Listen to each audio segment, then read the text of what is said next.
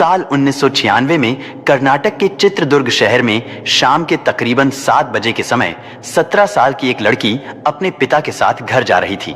क्योंकि उस समय सूरज ढल चुका था, इसलिए आसपास बिल्कुल सन्नाटा छा चुका था। लेकिन अचानक चलते चलते उस लड़की का पिता एक दुकान पर कुछ सामान खरीदने के लिए रुक जाता है और अपनी बेटी को आगे चलते रहने के लिए कहता है। इसके बाद वो लड़की उस सन्नाटे में अकेले ही आगे बढ़ती जा रही थी। लेकिन तभी अचानक से उस लड़की की नजर सामने से आ रहे एक व्यक्ति पर पड़ती है, जिसने एक टोपी पहनी हुई थी, और वो व्यक्ति अब उसकी तरफ तेजी से बढ़ता हुआ आ रहा था। और जैसे जैसे वो उस लड़की के करीब आता जा रहा था, वैसे वैसे उस लड़की की धड़कनें तेज होती जा रही थी। लेकिन वो व्यक्ति उसके पास से निकलते समय तो गीता को कुछ नहीं कहता है। लेकिन कुछ ही पलों के बाद गीता को एहसास हुआ कि वो टोपी वाला व्यक्ति उसका पीछा करने लगा है। और अब गीता की सांसें तेज होने के साथ साथ उसके कदम भी तेज उठने लगे थे, और वो व्यक्ति भी गीता के पीछे तेजी से बढ़ता चला आ रहा था। इधर डर के मारे गीता ने अब दौड़ना शुरू कर दिया था, लेकिन उस टोपी वाले व्यक्ति ने तेजी से भागकर उसे पकड़ लिया और वो उससे कहने लगा कि तुम खुद को बहुत चालाक समझती हो, तुम्हें क्या लगा था तुम मुझसे बचकर निकल जाओगी। इतना कहते ही वो गीता के ऊपर चढ़कर उसके गले को पकड़ लेता है ताकि वो चिल्ला ना सके। लेकिन फिर भी गीता ने जैसे तैसे करके उसकी टोपी को झटक दिया, और अब उसने उसके चेहरे को बिल्कुल साफ देख लिया था, और उसके चेहरे को उसने अच्छे से पहचान लिया था कि वो व्यक्ति कौन है। लेकिन तभी दुकान से सामान खरीद कर आ रहा गीता का पिता भी वहां पहुंच जाता है, और उसने जब अपनी बेटी को ऐसी हालत में देखा तो गीता के पिता ने एक पत्थर उठाया और उस टोपी वाले के ऊपर दे मारा। अब ये देखकर गीता के अंदर भी थोड़ी हिम्मत आ गई थी। उसने भी वहां पड़े एक पत्थर को उठाया और उस व्यक्ति के मुंह पर दे मारा, जिसके बाद वो व्यक्ति अपनी जान बचाकर वहां से भाग गया। लेकिन उसे ये नहीं पता था कि वो किसके हत्थे चढ़ चुका है, क्योंकि वही लड़की उसके सारे काले कारनामों का अब पर्दाफाश करने वाली थी। दरअसल उस दरिंदे का नाम था उमेश रेड्डी, और उमेश रेड्डी का ये कोई पहला जुर्म नहीं था जो वो करने जा रहा था, बल्कि ये कांड करने से पहले उसने ना जाने कितनी महिलाओं के साथ जो कुछ उसने किया था, उसे जानकर आप सभी के होश उड़ जाएंगे। और इतना ही नहीं, बल्कि इतना कुछ करने के बाद वो कभी पकड़ा भी नहीं जाता था, और अगर कभी पकड़ा भी जाता था तो वो जल्दी ही पुलिस की आंखों में धूल झोंक कर भाग जाता था। लेकिन अजीब बात यह है, इन सारी घटनाओं को अंजाम देने वाला खुद भी एक पुलिस वाला था, तो इसलिए हम इसे एक पुलिस वाला गुंडा भी कह सकते हैं। दरअसल साल 1969 में कर्नाटक के चित्रदुर्ग जिले के बासप्पा मलिंगे में उमेश रेड्डी का जन्म हुआ। शुरुआती पढ़ाई लिखाई उमेश की गांव में ही हुई थी, क्योंकि उमेश बचपन से चोरी करने में बड़ा माहिर था, जैसे कि खेतों में लगे क्रॉप्स को चुराना और खेतों में चर रही लोगों की बकरियों को चुराकर किसी और दूसरे गांव में ले जाकर बेच देना। इतना ही नहीं, उमेश अपने साथ में पढ़ रहे दोस्तों के स्कूल में जाने के बाद उनके स्टेशनरी को चुराना यानी चोरी करना बचपन में ही उसके लिए बाएं हाथ का खेल हो चुका था। लेकिन ये बात ज्यादा दिनों तक गांव वालों से छुपी नहीं रही।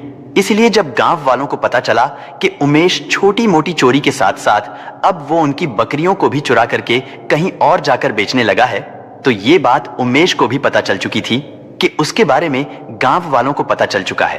तो इसलिए वो गांव से भागकर जम्मू कश्मीर चला जाता है, और वहां जाने के बाद वो किसी तरह से सीआरपीएफ में भर्ती हो गया, यानी सेंट्रल रिजर्व पुलिस फोर्स में भर्ती हो गया। इसके बाद उसकी ड्यूटी कमांडर हाउस के एक गार्ड के रूप में लग गई, जहां पर सीआरपीएफ के एक सीनियर ऑफिसर की बेटी रहा करती थी। एक दिन जब वो लड़की घर पर अकेली थी तो मौका देखकर उमेश ने उस कमांडर की बेटी के साथ जबरदस्ती करने की कोशिश की, लेकिन वो पकड़ा गया। इसके बाद आगे की कार्रवाई होनी थी, लेकिन इससे पहले ही वो उनके चंगुल से छूटकर सीधा कर्नाटक भाग गया। इसके बाद फिर 1996 में उमेश डीआर यानी कि डिस्ट्रिक्ट आर्म रिजर्व में पता नहीं कैसे भर्ती हो गया। हालांकि आज के समय में तो ऐसा होना बिल्कुल भी पॉसिबल नहीं है कि कोई इस राज्य में क्राइम करे और किसी दूसरे राज्य में चला जाए और वहां पर भी वो पुलिस की नौकरी करने लग जाए। खैर, इसके बाद उमेश रेड्डी अब अपने असली रूप में आना शुरू कर देता है। उसने डीआर ज्वाइन करने के लगभग 2 महीने के बाद ही एक दिव्या नाम की महिला को अपना शिकार बनाया। दरअसल उमेश ज्यादातर महिलाओं का शिकार दोपहर के समय में ही किया करता था, और दोपहर के समय ही दिव्या अपने घर की ओर जा रही थी। उमेश ने देखा कि यह सुनसान रास्ता है और यहां पर इस महिला की चीख पुकार को सुनने वाला कोई नहीं है, इसलिए मौका देखकर उसने दिव्या पर हमला कर दिया और उसके साथ जबरदस्ती करने लगा। उसके साथ दुष्कर्म करने के बाद वो उसके सारे कपड़े और उसके सारे गहने नोचकर दिव्या को नग्न अवस्था में छोड़कर वहां से भाग गया। और ये सारे क्राइम उमेश अभी तक DAR में नौकरी करने के दौरान ही कर रहा था। और इधर बेचारी दिव्या अपनी आबरू को बचाने के लिए चीख चिल्ला भी नहीं पाई। इसके बाद जैसे तैसे करके दिव्या वहां से अपने घर चली गई और जाने के बाद भी ना तो उसने रिपोर्ट लिखवाई और ना ही इस घटना के बारे में किसी को कुछ भी बताया। और वहीं दूसरी ओर उमेश रेड्डी एक के बाद एक औरतों को अपना शिकार बनाता जा रहा था। फिर 6 दिसंबर 1996 को एक ऐसी वारदात होती है जिसने उस पूरे इलाके को दहशत में डाल दिया। दरअसल उमेश पहले तो 16 साल की पल्लवी नाम की लड़की के साथ दुष्कर्म करता है और फिर उसे जान से मारकर उसके सारे कपड़े उतारकर पल्लवी को नग्न अवस्था में छोड़कर भाग जाता है। और इस हत्याकांड ने पूरे कर्नाटक को हिलाकर रख दिया था। इधर जब पुलिस ने इस केस की छानबीन करना शुरू की तो पुलिस वालों को यह बात तो समझ में आ गई थी कि ये सारे क्राइम करने वाला कोई अलग अलग व्यक्ति नहीं बल्कि एक ही व्यक्ति है। और इसकी सबसे बड़ी वजह यह थी क्योंकि उमेश रेड्डी हत्या करने के बाद हर किसी के कपड़े उतार लिया करता था और ये सिमिलरिटी इन सभी केसों में देखी गई थी। और इससे पुलिस वालों को यह कंफर्म हो गया था कि ये सारे क्राइम कोई एक व्यक्ति ही कर रहा है, यानी कोई सीरियल किलर। 22 जनवरी 1996 चित्रदुर्ग में रिपब्लिक डे में की जाने वाली परेड की प्रैक्टिस शुरू होती है और वहीं पर गीता भी मौजूद होती है। अगर आप भूल चुके हैं कि गीता कौन है तो मैं आपको याद दिला दूं कि गीता वही लड़की है जिसके बारे में मैंने आपको शुरू में ही बता दिया था, जिसके ऊपर उमेश ने हमला किया था। और गीता ने उमेश की टोपी को झटक करके उसके चेहरे को अच्छे से पहचान लिया था। शायद अब आपको याद आ गया होगा कि इस क्राइम में गीता कौन थी। और जब गीता ने उमेश को वहां पर वर्दी में परेड की प्रैक्टिस करते हुए देखा तो उसे देखकर उसकी आंखें फटी की फटी रह गई, क्योंकि उसे अब पता चल चुका था कि उस पर हमला करने वाला और उसके साथ जोर जबरदस्ती करने वाला कोई और नहीं बल्कि एक वर्दी वाला गुंडा है। लेकिन गीता ने अभी तक उमेश के बारे में किसी को कुछ भी नहीं बताया था, क्योंकि वो बहुत डर गई थी। उसे लगता था कि जब वर्दी में ही एक हैवान है तो वो बेचारी अब किससे क्या बताएगी। लेकिन दूसरी तरफ पुलिस उस शहर में हो रहे लगातार इन सभी मामलों की छानबीन कर रही थी। और फिर पूछताछ के दौरान गीता ने पुलिस वालों को उमेश के बारे में और उस रात को जो उसके साथ हुआ था वो सब कुछ उन पुलिस वालों को बता दिया। और यहीं से उमेश रेड्डी का सच लोगों के सामने आने लगा कि वो एक दरिंदा है। इसके बाद तुरंत उमेश को नौकरी से निकालकर उसे सलाखों के पीछे डाल दिया गया। लेकिन उमेश का हैवानियत भरा खेल यहां पर ही खत्म नहीं होता है, क्योंकि इस समय तो पुलिस के पास उमेश रेड्डी के खिलाफ कोई भी ठोस सबूत नहीं था, क्योंकि गीता तो बस एक गवाह थी और गीता के द्वारा लगाए गए आरोप के आधार पर ही उमेश को पहली बार जेल हुई थी। और अभी तक ना ही पल्लवी के केस में उमेश का हाथ होने का कोई ठोस सबूत मिल पाया था। फिर जब 1997 में उमेश रेड्डी को एक जेल से दूसरी जेल में शिफ्ट किया जा रहा था तो उसी दौरान वो पुलिस के हाथों से भाग निकलने में कामयाब हो गया। और पुलिस कस्टडी से भागने के कुछ दिन के अंदर ही उमेश ने 3 और लड़कियों के साथ पहले दुष्कर्म किया और फिर उसी तरीके से उन्हें भी जान से मार दिया। 1997 से 2000 आते आते पुलिस वालों ने उमेश रेड्डी को करीब 6 बार पकड़ा था, लेकिन वो हर बार उनके चंगुल से कैसे भी करके भाग जाता था। और उन्हीं मामलों में से एक मामला बहुत ही चर्चा में रहा था। दरअसल जब पुलिस वालों ने उमेश रेड्डी को जंजीर से बांधकर पकड़ा हुआ था तो पुलिस वालों के पैर पर उमेश रेड्डी ने अपनी पैंट उतारकर शौच कर दिया था। उसने यही सोचकर ऐसा किया था कि अब पुलिस वालों को घिनाएगी तो थोड़ी देर के लिए वो मुझे छोड़ देगा और जब पुलिस वाला अपनी साफ सफाई में लग जाएगा तो तब तक मैं वहां से भाग जाऊंगा। लेकिन इस बार ऐसा नहीं हुआ।